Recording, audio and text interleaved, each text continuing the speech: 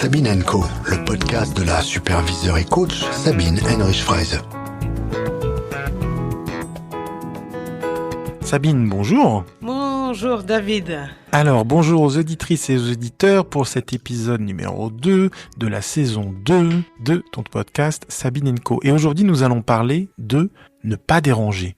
Oui. Pourquoi ce thème te tient à cœur ? Alors, ça me tient à cœur parce que c'est un grand thème que je connais très bien, mais surtout, pour commencer, comme nous avons l'habitude, une anecdote qui m'a révélé à nouveau cette obligation de ne pas déranger. Alors, quelques semaines, j'étais ici à côté de la Bastille dans un restaurant italien. Je me suis assise au fond du restaurant, comme j'aime bien le faire, parce que ça me permet d'observer. Et je trouve que les restaurants étaient un peu trop propres. Tout était un peu trop carré, un peu trop précis pour complètement se sentir bien et à l'aise. Mais je me suis installée et je vois arriver une famille. Donc, une mère avec ses 3 enfants. Alors, ils doivent avoir 5, 7, 9, à peu près comme ça. Une grand-mère, je ne sais pas laquelle, et qui se sont installés à table pour prendre un repas.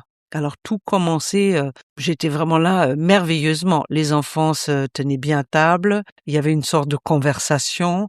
La grand-mère était là en disant « Waouh, j'ai des super petits-enfants » et les voix étaient basses, les regards étaient précis, comme si en fait tout était un peu orchestré par un fil.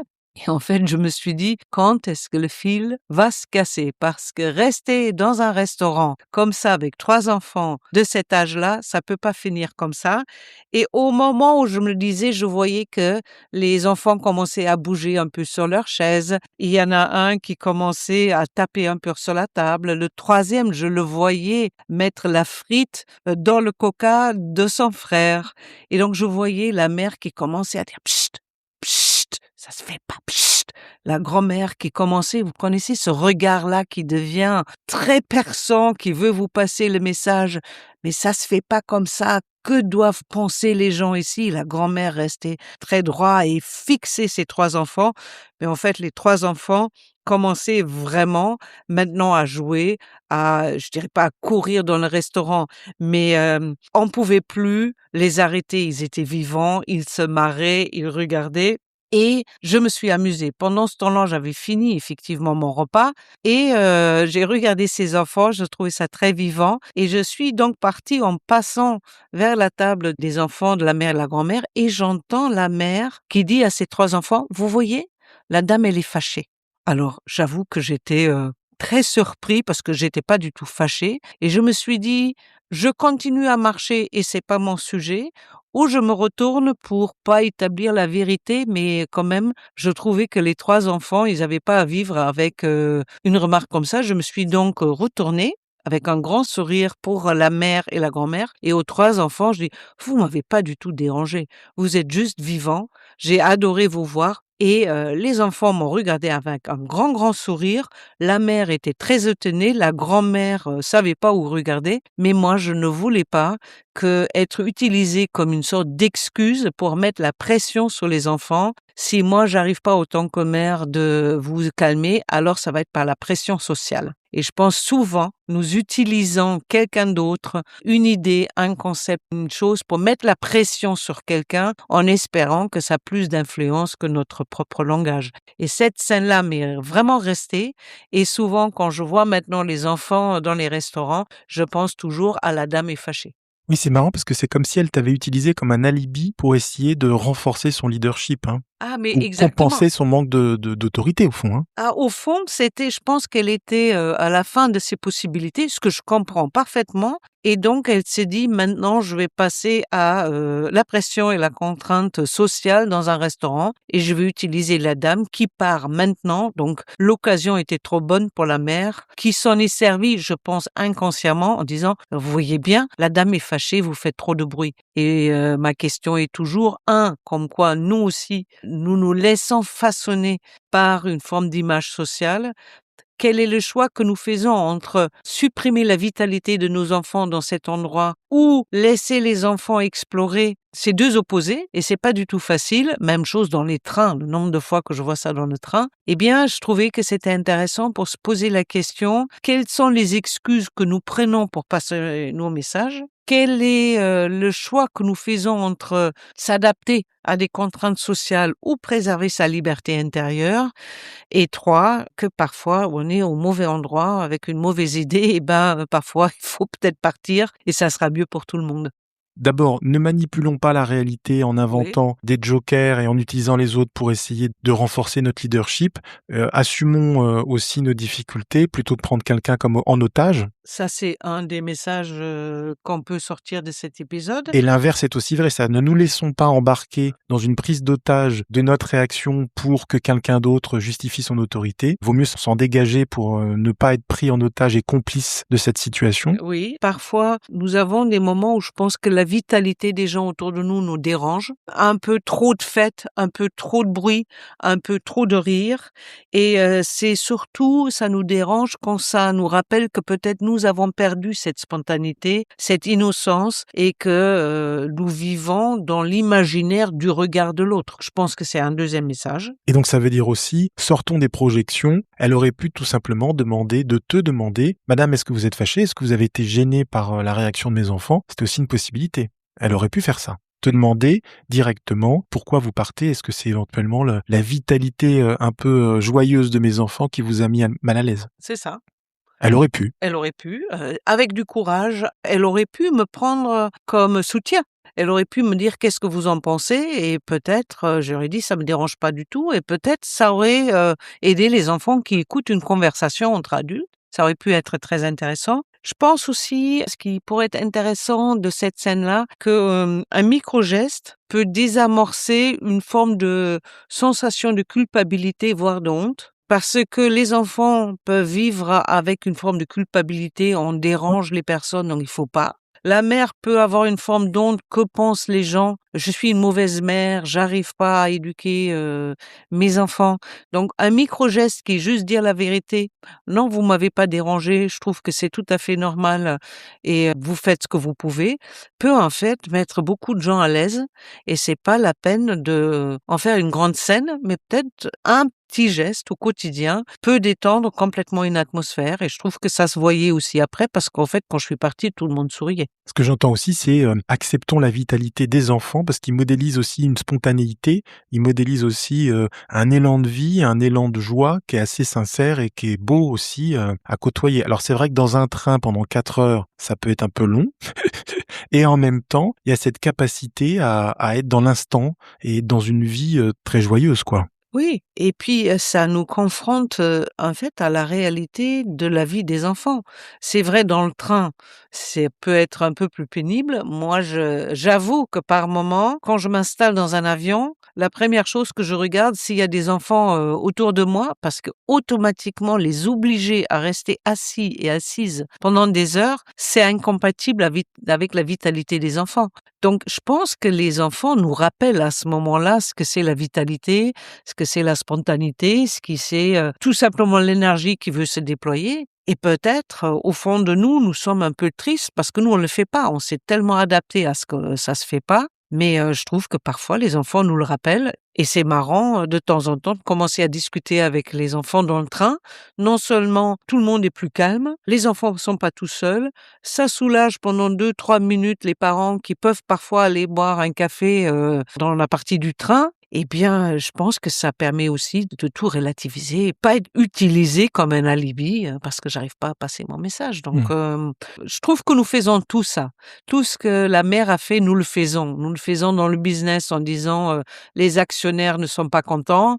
Nous faisons ça autant que coach en disant lorsque j'ai accompagné un autre client qui avait le même sujet, il a trouvé quand même ça comme alternative. Et je l'ai fait avec mes enfants en disant voilà, vos cousins, ils sont un peu plus rigoureux dans ce qu'ils font. Je pense que c'est très naturel, mais relationnellement, c'est quand même, on peut faire mieux. Et en fait, ça nous invite à être plus courageux et à regarder les choses autrement. Donc d'une part, ne pas prendre les autres comme alibi et d'autre part, acceptons la vitalité et d'être dérangé au fond. Parce que d'être dérangé, c'est peut-être aussi une invitation à couper ce que nous sommes en train de faire pour regarder la vie avec ses yeux d'enfant, c'est-à-dire cette spontanéité, cette authenticité, cette simplicité qui parfois nous manque en tant qu'adultes.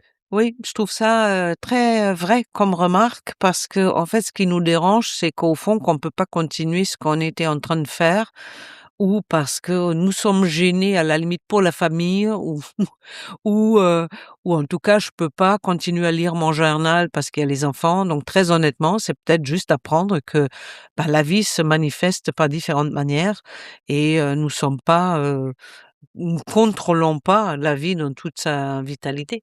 OK, alors l'épisode Ne pas déranger finalement, les conclusions sont assez multiples, mais comment, nos auditrices, nos auditeurs pourraient peut-être gagner, avoir des tips, des trucs et astuces pour, mieux vivre avec le dérangement? Je pense observer les scènes avec les enfants, où que nous soyons, dans le parc, dans les restaurants, dans le métro. Regarder la vie des enfants, comment leur vitalité, leur énergie se déploie dans des circonstances où nous avons appris de nous tenir, peut, un, nous donner de l'énergie, deux, la plupart du temps, nous pouvons avoir un sourire et donc encourager les enfants et se rappeler que peut-être nous sommes beaucoup plus libres que nous pensons, mais que nous l'avons oublié, que nous l'avons perdu, nous avons décidé de pas l'être. Mais observer les enfants, toute leur vitalité, la manière dont ça fonctionne peut nous rappeler notre propre vitalité, notre propre énergie et peut-être nous inviter à ne pas trop penser toujours ou imaginer ce que les autres pensent.